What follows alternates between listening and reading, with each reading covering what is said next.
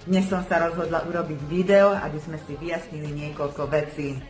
Osobný rast a sebarozvoj je pre ženy, ktoré sa rozhodnú pracovať na sebe, na svojich vzťahoch, na svojom živote, na svojich pracovných veciach, všetko, čo sa týka ich. A tieto ženy vedia, čo je to multitasking. Sú to kráľovné, ktoré riadia svoj vlastný život. A nie princezné a lenivé ženy, ktoré mi píšete, respektíve kontaktujete ma osobne. Nie.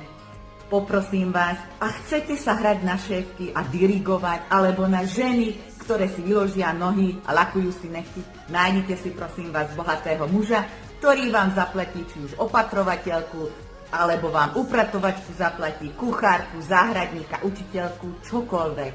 Ale ja nie som pre vás a na riešenie vašich problémov, ktoré sa nechcete